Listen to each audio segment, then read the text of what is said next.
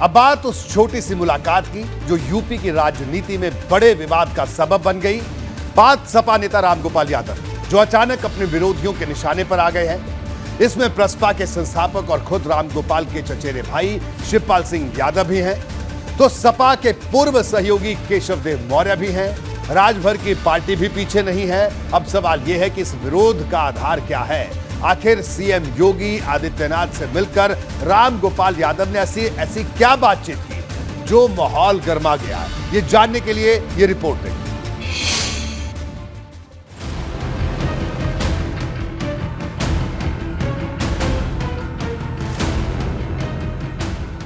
Samajwadi party के राष्ट्रीय महासचिव रामगोपाल यादव जैसे ही सीएम आवास पहुंचे, यूपी की सियासत में नई बहस शुरू हो गई। लेकिन जब 22 मिनट की मुलाकात के बाद रामगोपाल यादव बाहर आए तो कई सवालों का जवाब मिल गया। रात करीब 9:30 बजे समाजवादी पार्टी की तरफ से ट्विटर पर इसकी जानकारी दी गई, जिसमें लिखा गया, समाजवादी पार्टी के प्रमुख राष्ट्रीय महासचिव प्रोफेसर रामगोपाल यादव जी ने मुख्यमंत्री श्री योगी आदित्यनाथ जी से लखनऊ में मुलाकात की। प्रदेश भर में पिछड़ों और मुसलमानों पर एक तरफा फर्जी मुकदमे दर्ज कर उनके उत्पीड़न के संदर्भ में बात की। फर्जी मुकदमों को वापस ले सरकार।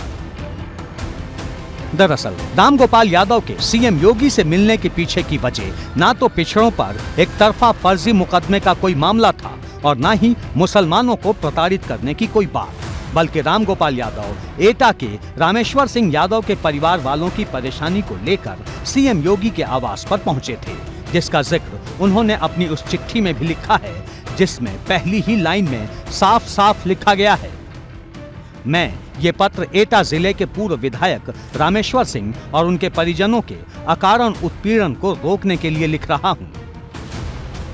रामगोपाल यादव चुपचाप सीएम योगी के आवास पर पहुंचे थे और चुपचाप ही वहां से पीछे के गेट से निकल गए।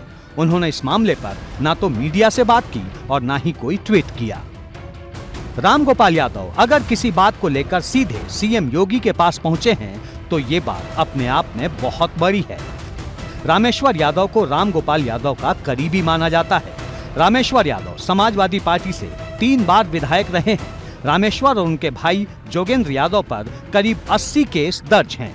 सरकारी जमीन पर कब्जा करने के मामले में गैंगस्टर एक्ट के अलावा अन्य धाराओं में केस दर्ज हैं। पुलिस ने दोनों भाइयों की 29 करोड़ की संपत्ति को जब्त करने की प्रक्रिया शुरू की है। देखिए, अगर समाजवादी पार्टी के कार्यकर्ता गुंडे होंगे, अपराधी होंगे, माफिया होंगे, भूमाफिया होंगे, नकल माफिया होंगे, तो कोई माफियागिरी करेगा तो उस पर कार्रवाई होगी। समाजवादी पार्टी के कार्यकर्ता, अगर प्रोफेसर साहब ये कह रहे हैं तो बताएं प्रोफेसर साहब के खिलाफ कार्रवाई क्यों नहीं हुई है। इसलिए नहीं कि उन्होंने नहीं किया होगा, जो किए होंगे उनके खिलाफ कार्रवाई हो रही है।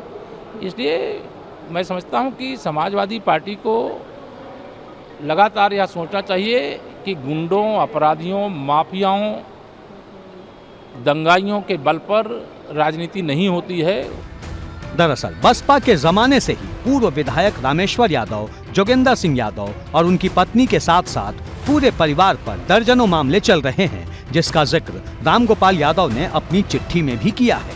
योगी सरकार में गैंगस्टर एक्ट के तहत भी इस परिवार पर कार्रवाई हुई है और अब इस परिवार को पुलिस कार्रवाई से बचाने की गुहार सीधे रामगोपाल यादव ने लगाई है।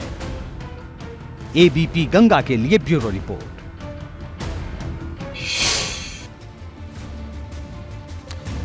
और आइए अब आपको यह बता देते हैं कि आखिर रामेश्वर सिंह यादव कौन है, आखिर उनको लेकर रामगोपाल यादव इतने फिक्रमंद क्यों हैं और क्या है रामेश्वर सिंह का सियासी कद और रसूख। अब आप इसको समझिए। अलीगंज विधानसभा सीट से 3 बार विधायक रहे हैं। 1996, 2002 और 2012 में विधायक बने। चिट्ठी में रामेश्वर सिंह के छोटे भाई जोगेंद्र का भी जिक्र है। जोगेंद्र सिंह यादव 2 बार एटा से जिला पंचायत अध्यक्ष रहे हैं। जोगेंद्र सिंह की पत्नी रेखा यादव जिला पंचायत अध्यक्ष है। तो रामेश्वर सिंह यादव, ये वो रामेश्वर सिंह यादव है जिनके लिए रामगोपाल यादव मिलने गए थे मुख्यमंत्री योगी आदित्यनाथ के पास। रामगोपाल यादव ने अपनी चिट्ठी के जरिए रामेश्वर सिंह यादव और उनके परिवार को पाक साफ बताया है। साथ ही यह भी मांग की है कि रामेश्वर सिंह यादव और उनके परिवार पर जितने भी केस दर्ज हैं, सबकी या तो सीबीआई जांच कराई जाए या फिर एसटीएफ से जांच कराई जाए। इस चिट्ठी में रामगोपाल यादव ने क्या क्या लिखा है उसको आपको विस्तार से बता देता हूं। जी हां, चिट्ठी में क्या लिखा? देखिए, 2007 में मायावती सरकार बनने के बाद मुकदमे दर्ज हुए। जोगेंद्र के खिलाफ अवधपाल सिंह यादव के बेटे चुनाव लड़े थे। अवधपाल सिंह यादव माया सरकार में कैबिनेट मंत्री थे। रामेश्वर सिंह और उनके परिवार पर करीब 40 मुकदमे दर्ज हुए हैं। परिवार के सभी बालिग सदस्यों पर गैंगस्टर एक्ट लगा था। गैंगस्टर एक्ट को हाई कोर्ट के आदेश के बाद हटाया गया।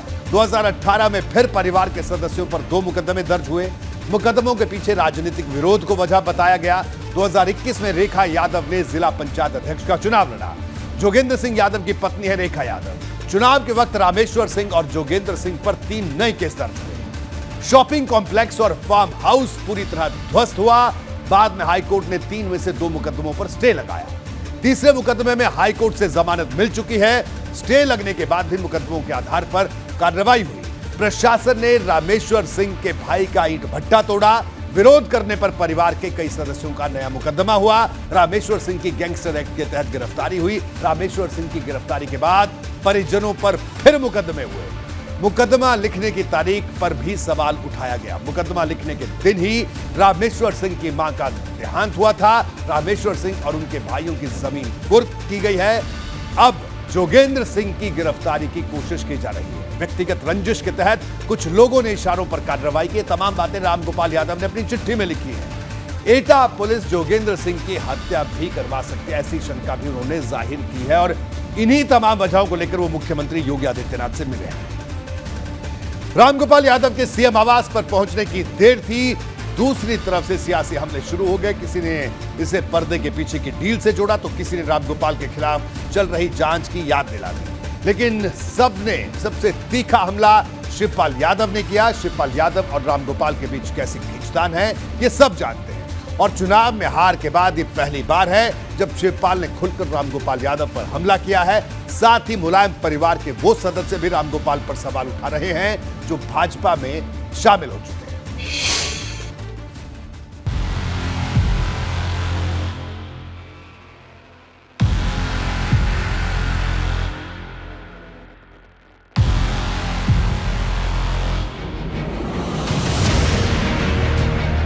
इधर रामगोपाल यादव की सीएम आवास में एंट्री हुई, उधर सियासत ने उफान मारना शुरू कर दिया।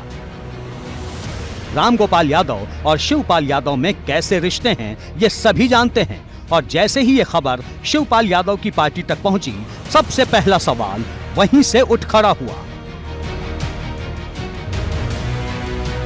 समाजवादी पार्टी और समाजवादी पार्टी के शीर्ष नेतृत्व को ये बताना चाहिए कि आदरणीय प्रोफेसर साहब मुख्यमंत्री जी से कल मुलाकात की है। मुख्यमंत्री जी सबके हैं, मुलाकात होनी भी चाहिए। लेकिन कौन ऐसी मुसीबत आ गई कि आदरणीय प्रोफेसर साहब को चोरी छिपके से मुलाकात करनी पड़ी।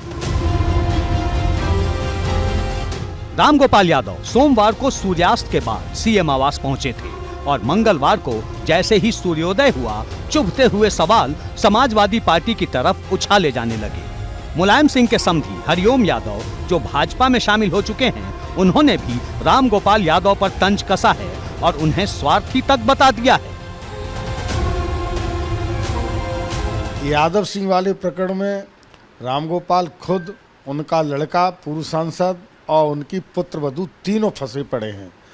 और उस जांच को खत्म कराने के लिए माननीय मुख्यमंत्री से मिलने के लिए गए रामगोपाल जी का अपना ये है कि मैं बचूं, मेरा पुत्र बचे और मेरी पुत्रवधू, मेरा परिवार बचे। वो इतना स्वार्थी आदमी है। अखिलेश भी तो उनके परिवार के हिस्से हैं। अखिलेश को परिवार का कहाँ मानते हैं? अखिलेश को परिवार का मानते हैं? अखिलेश को तो बर्बाद कर दिया रामगोपाल ने। रामगोपाल यादव के सीएम से मिलने पर बड़ा सियासी बवाल पैदा किया जा रहा है।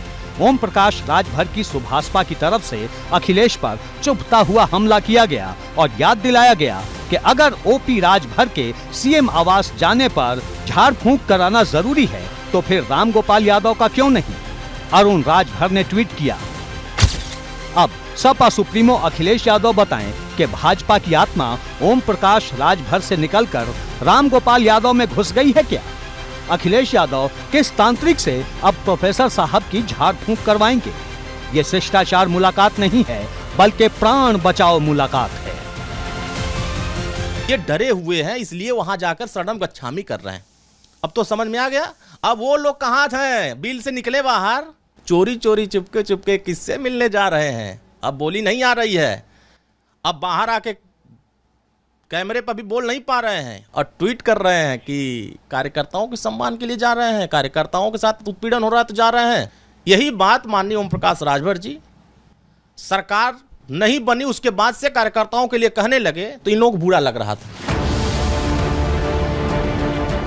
कोई इस मुलाकात के पीछे डीलिंग देख रहा है तो किसी को राम गोपाल के खिलाफ चल रही जांच की याद आ गई है।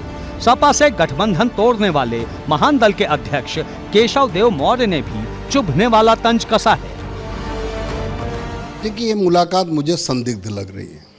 इसलिए मुझे संदिग्ध लग रही है क्योंकि प्रोफेसर राम गोपाल जी अगर मिलने गए तो पहले से टाइम लिया, पहले से प्लानिंग बनी होगी, तो उस समय समाजवादी पार्टी के पेज पे क्यों नहीं दिखाया गया कि आज प्रोफेसर साहब इन मुद्दों पर मुख्यमंत्री जी से मिलेंगे। ये कह रहे हैं कि पिछड़ों और मुसलमानों पर एक तरफा मुकदमे दर्ज किए जा रहे हैं और फर्जी मुकदमे वापस ले सरकार, इसलिए मुलाकात की है। 22 मिनट की मुलाकात, तमाम जो उनके कार्यकर्ताओं पर मुकदमे हुए इसलिए उन्होंने ये मुलाकात की। क्या आदरणीय आजम साहब के ऊपर सही मुकदमे दर्ज हुए थे? फर्जी मुकदमे उनके ऊपर भी दर्ज हुए थे। ना तो सवालों की कमी है और ना ही सवाल उठाने वालों की। हालांकि सपा की तरफ से हर सवाल के जवाब में सिर्फ एक ही बात कही जा रही है। राजनीति में मिलना जुलना लगा रहता है। उत्तर प्रदेश के मुख्यमंत्री से कोई आवश्यक काम के लिए, जन समस्या के लिए मिलता है तो इसमें समझता हूँ इसको बात को इतना बतंगड़ क्यों बनाया जा रहा है। जो दिखाई, जो समाचार पत्रों के माध्यम से, आपके चैनलों के माध्यम से जो जानकारी मिल रही है वो यही है। कुछ सवाल थे, इन सवालों को लेकर के राम गोपाल जी मिले हैं समाजवादी पार्टी के कार्यकर्ताओं के उत्पीड़न के सवाल पर, और मैं समझता हूँ इससे अलावा इसमें और कुछ नहीं है। सीएम योगी से आए दिन कई विधायक और कई सांसद मुलाकात करते हैं, लेकिन राम गोपाल यादव का सीएम आवास तक पहुंच जाना यूपी की सियासत में बड़ी बात है। इसके पीछे कारण भले कोई दूसरा हो, लेकिन विरोधी अनुमानों के आधार पर चुभने वाले हमले कर रहे हैं। एबीपी गंगा के लिए ब्यूरो रिपोर्ट। रामगोपाल यादव और शिवपाल यादव में सियासी तौर पर 36 का आंकड़ा है। शिवपाल ने भी मौके को ढूंढने में कोई कसर नहीं छोड़ी। उन्होंने रामगोपाल यादव से ट्वीट के जरिए कुछ सवाल पूछे। अब इसके बारे में जान लेंगे। शिवपाल का रामगोपाल से सीधा सवाल। शिवपाल यादव ने रामगोपाल यादव की चिट्ठी पोस्ट की। पोस्ट में शिवपाल यादव ने 21 शब्द लिखे। एक एक शब्द के जरिए रामगोपाल यादव पर चुभने वाला निशाना साधा। शिवपाल यादव ने लिखा, न्याय की ये लड़ाई अधूरी क्यों है। शिवपाल ने पूछा, दूसरे कार्यकर्ताओं के लिए ऐसा क्यों नहीं हुआ। आजम खान, नाहिद हसन, शहजुल इस्लाम का जिक्र किया। ट्वीट पर आजम खान को आजम खान साहब लिखा। आजम खान 27 महीने तक सीतापुर जेल में बंद थे। सपा विधायक नाहिद हसन अभी भी जेल में बंद है। शहजुल इस्लाम के पेट्रोल पंप पर बुलडोजर चला था। तीनों नेताओं की आवाज न उठाने का आरोप सपा पर पहले भी लगाया। इशारों इशारों में हमला, मुस्लिम नेताओं की आवाज क्यों नहीं उठाई। ये तमाम बातें शिवपाल यादव ने अपने ट्वीट के जरिए लिखी हैं और सीधा सवाल रामगोपाल यादव से मांगा है।